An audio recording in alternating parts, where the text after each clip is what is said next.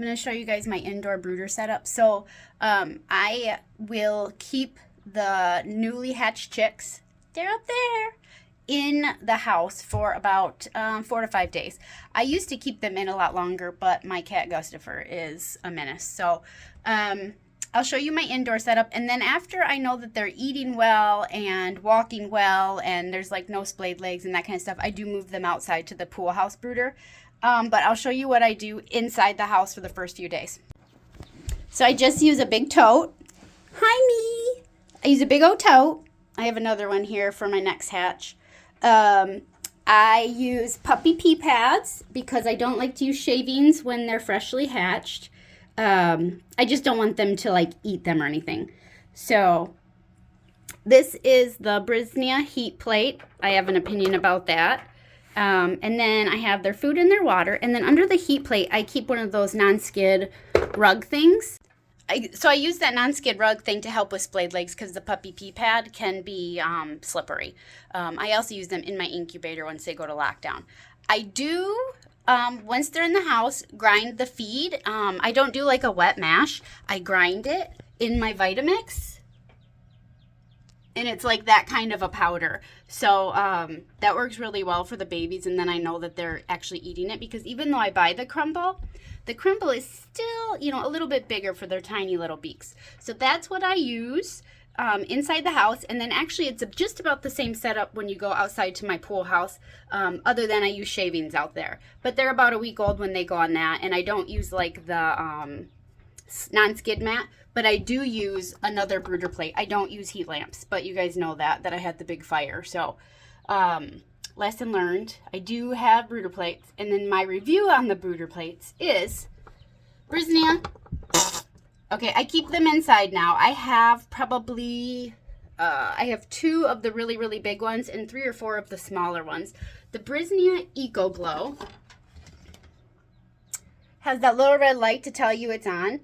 So every single one of my Brisnias within a year has come loose right here and exposed wires. I don't know why. It's not like I swing them around by the cord or anything like that.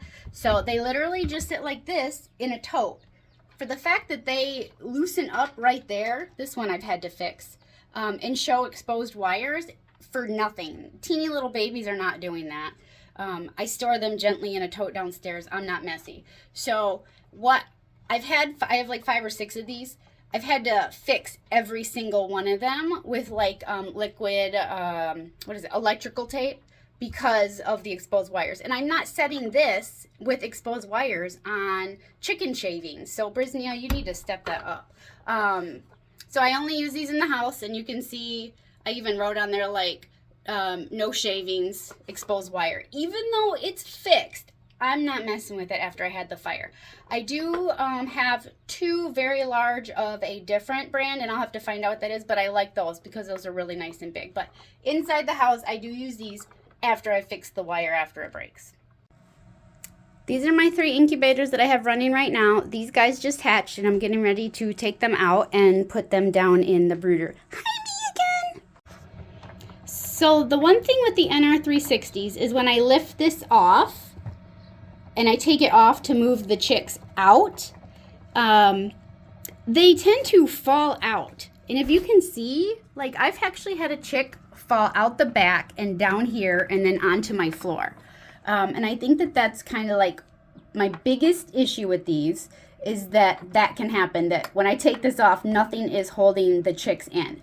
I do know, and DM me if you sell them, that you can find them on Etsy, that there's like a plastic guard that people make that goes here, and then this part sits on top of it. So it actually creates a kind of like a fence or a bridge so that when you do lift this off, they're not going to fall out. The other thing I think you can do with those bigger ones is hatch like a bigger egg, like maybe like an emu egg. I don't know. I'm making stuff up. But I'm getting ready to put these guys down in their brooder. So these guys started hatching about 2 days ago. And you can leave chicks in there for up to 3 days.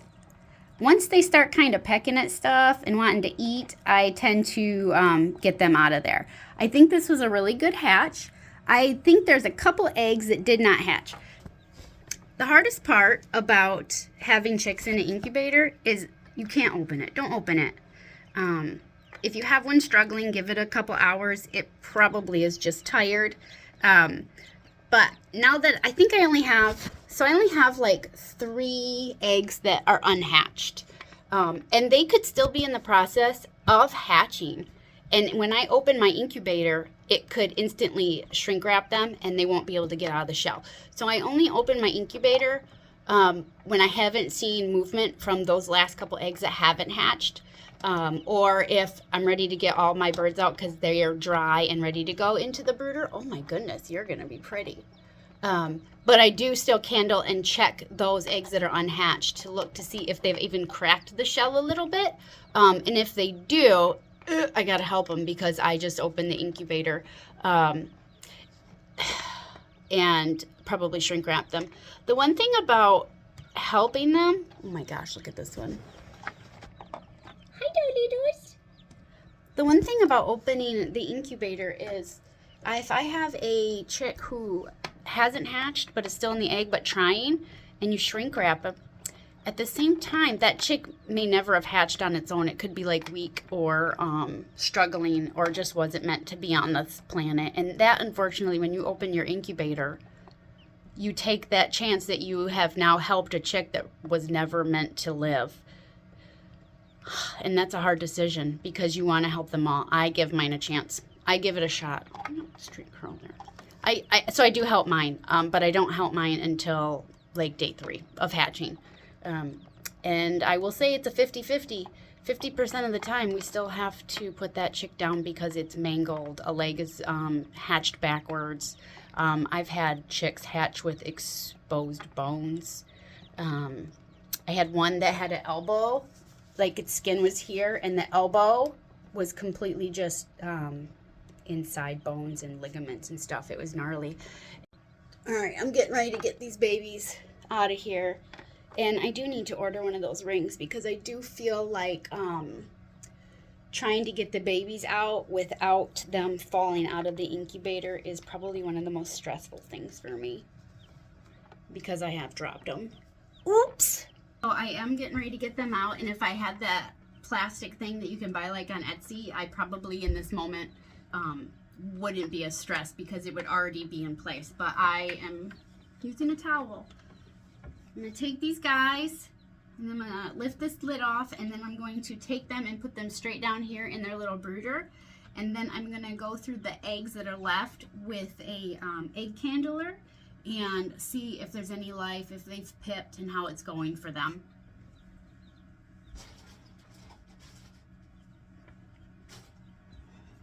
Egg candler.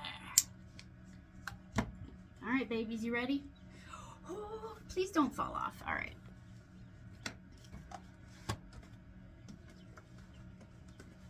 No falling out of the incubator, guys. Just keep your butts right there.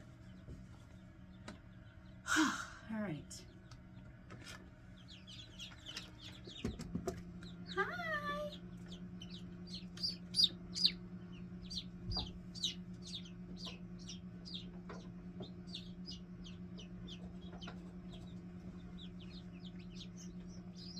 I got a red partridge,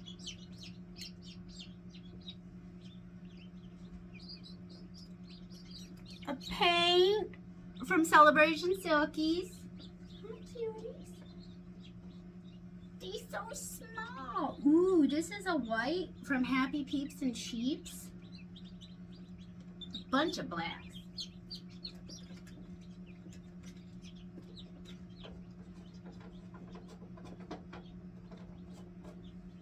Hi. Oh, look at this little toad. Look at my little toad.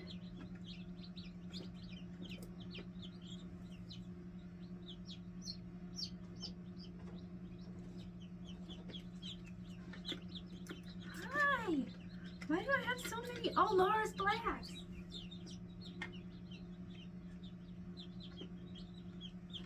They're so small. Come here. From below. Look at this dude. Oh, this is so cute. What are you doing? Hi, honey. I'm putting this time. Look at this baby. I don't know what he came out of. Some of these guys are so small. Look at. Yeah, I am. Oh. Look at that one. I don't know what it is. All right. Okay, so let's see here. We got.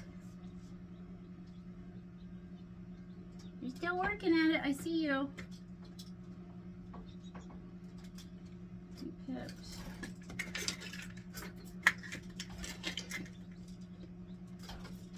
All right, so I have 3 that didn't hatch, but this one is trying to, and I can hear him.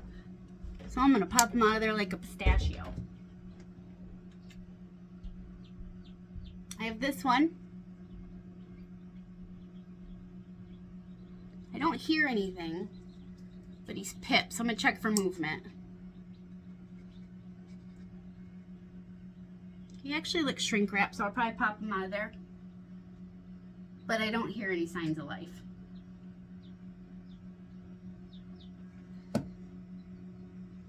And this one looks like it quit developing. Let me see if I can. So I got 2 I'm gonna pop out of the shell. So I have 2 that haven't hatched, even though I took them out of the incubator, but they both have made slight progress. And I can hear this one trying, so I know that they're alive and they're going. But because I opened the incubator, I don't think this one is, but because I opened the incubator, it's gonna be shrink wrapped, so I need to help this one out. So if you wanna watch with me, I'm gonna go get my tweezers. All right, I'm gonna help this one out, and then I'm gonna put him back in the incubator to dry off. But you can see, this is where he started right here. I don't recommend ever helping, ever, ever, ever. Let them go. But I opened my incubator because everybody I thought had hatched. And I use these little plastic tweezers because I don't want to hurt them. If you're helping, because it's come to that point, if you see blood, stop. So I just peeled that and there's no blood. If it's too early, you can hit like a vein and he will just bleed out. He is a little bit wet still. Can you see him in there moving? He's breathing. So stop helping. He's still probably trying to absorb his yolk. All right, so I hit blood right here. So I'm stopping right now.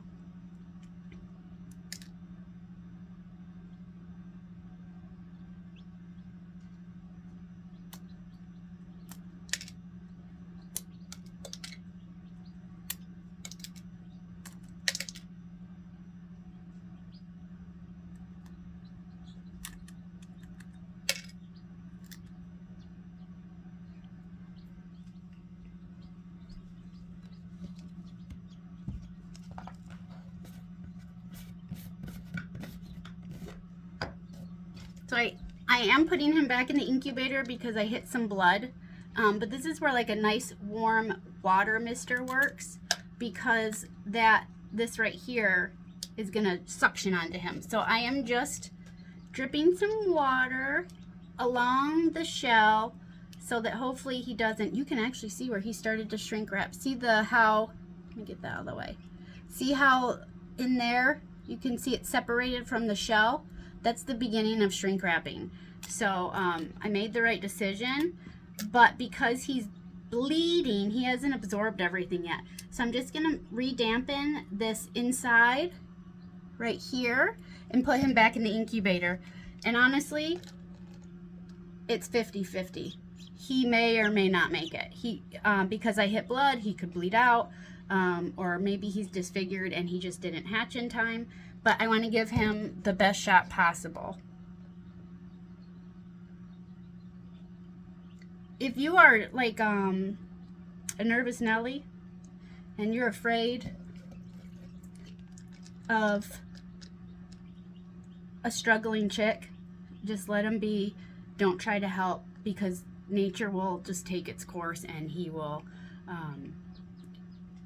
survival of the fittest, unfortunately. And then this guy has one little pit mark right here. See if I got him wet, sorry, where he started to break through.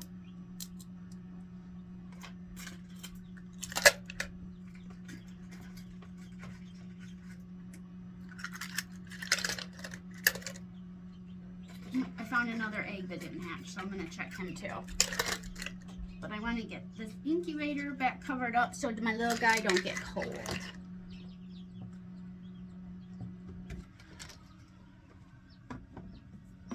He's not bleeding too much. The blood is just the veins that are in the eggs. That's when you candle. I have opened some before in pretty much an emergency. Something happened with my humidity and it tanked. He's moving. And so I had to, it was like a Hail Mary. I literally had to go in and pop everybody out of their shell to save the hatch. Normally. So, okay. Do you see how that white is sucked in there? He's shrink wrapped. That's why he can't get out of the egg. This is a shrink wrapped chick. See the difference? How there's like, he's away from the shell. That shouldn't happen. So that means that he is shrink wrapped. So he's never going to hatch on his own. So even though I'm starting to get blood right now, he's not going to hatch on his own. It's like he just got wrapped up, like mummified. So, but as of right now, talk to me, baby. He is alive. And you can see how tight that is to him. I hate shrink wrapping. Even though your humidity can be like perfect, the one problem I do have, and I don't know what causes it, is the NR360s, is the last few eggs always get shrink wrapped. So, where's my little tweezers? So I hate to have to do this, but he wasn't getting out of his shell on his own. So I'm going to pop enough of it off. Hello. Look. Do you see his eye? That's his eye. There's his beak, and he's curled up in that egg. So I'm going to dampen this one. Oh, he's ready to come out.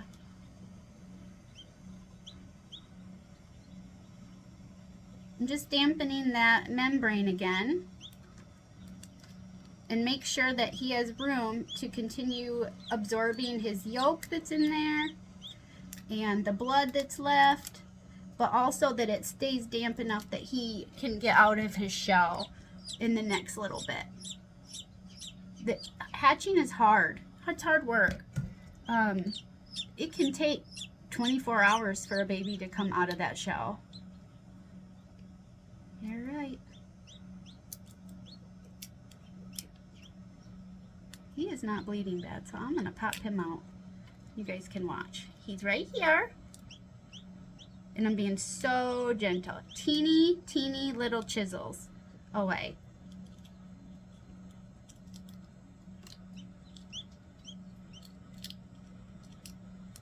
Oh my gosh, we're getting close. Hi, baby. And again, he may or may not make it, but at least I'm giving him a fighting chance. You guys ready?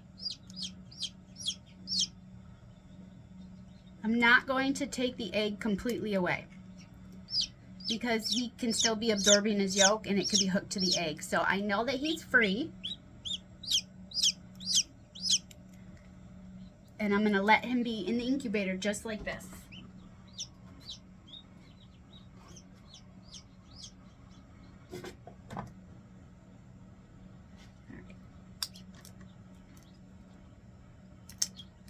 Feels cold.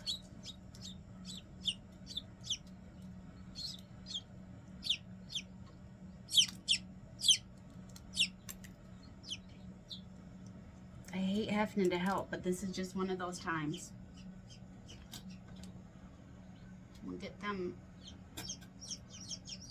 warmed back up. Blech.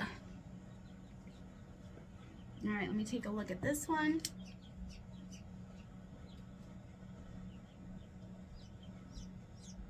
I see no movement in this one. Let me see if I can shut this off.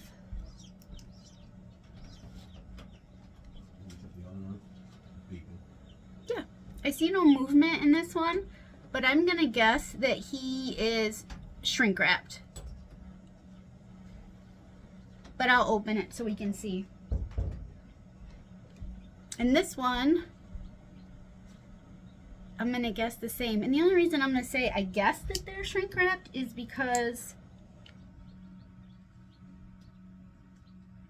I don't see movement, and I wouldn't have put them in lockdown if they weren't moving. So I'm going to start this end where there's air.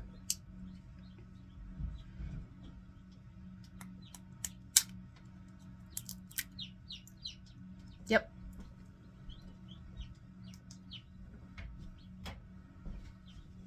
So I just started in this end where there's air, and if you look in there, he is shrink wrapped. So he didn't make it. So you can see how the lining, the membrane, has pulled away from the egg, and there's like a layer, almost like saran wrap. It's that when you peel an egg, it's that membrane that's suctioned onto him. And this is actually really dry, so that sucks. And this is another one, and I just start at the bottom and pop like a little hole. Now if I did this, I usually use metal, and I seen movement, I would get him out.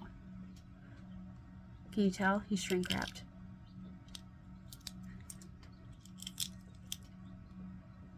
And he doesn't even look all formed. So he wasn't going to hatch. He quit forming at some point because there's all his yolk and stuff. But the egg's still shrink wrapped. So he wouldn't have, he was already gone. The two that I just helped. And as of right now, they're both breathing and moving. They just had a rude awakening to the world. I have come back, you know, a couple hours later, and the ones that I helped are gone. It just happens. They were never meant to be here. And nature took its course. But if you want to see all the babies I just pulled out, here we go. These are my freshly hatchered.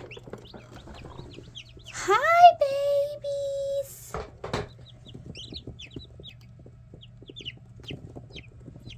So with these babies, because I'm now mommy, because they hatched out of incubators, somebody has to show them how to eat and how to drink. So I just get in there and peck at the food. No, I'm just kidding.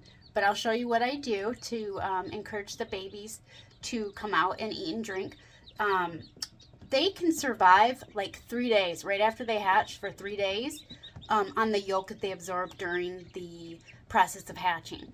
And so if they don't show hunger right away, that's okay. But I'm still mama hen, so I gotta teach them what to do and introduce them to food and water, because they just hatch. They don't know what is going to make them healthy and what's going to make them sick. So I have their water here, and I won't really dip their beaks in water probably until tomorrow, but you just pick up the chick and dip them in. This is their food, and this guy right here is showing interest. So what I'm going to do is knock a little on the ground and then do this. Showing more interest. So another thing using brooder plates is that there's no heat light. So it's safer than a heat light. The difference is, though, is you don't have a big radiating light like going over it to keep the whole thing warm. Their only source of warmth is under here, just like a mama hen. Chicks are fine when it's a little cold. When they're ready and they're cold, they go back under their mom. So you don't need a big red light to heat up the entire space. When they're cold, they'll go back under mom. So when my birds are cold, the babies, they'll go back under here. And then they'll come out and do their thing, hang out, run around like these guys. And then when they're cold, they'll go back under there. And then you don't have a light that could cause a fire. The one thing I do have to do, though, is I have to listen for these guys, because if you hear the big pee, that means like, that's like their warning. It's like their car alarm. They're saying something's wrong. And usually when that happens, I have to come in here and take them and scoot them back under the brooder, because they're learning that that's the mama hen's warmth. So you just come in, and we do it all hours of the night. You don't have to do it often. But you'll just get that one baby who comes out here and doesn't realize that he needs to go back under there for warmth. But these guys, they're making happy sounds. So they're happy, they're warm. Here's an update on the two that I popped out of the shell. They have both managed to get themselves out of the rest of the way, and they're both breathing. So far, so good.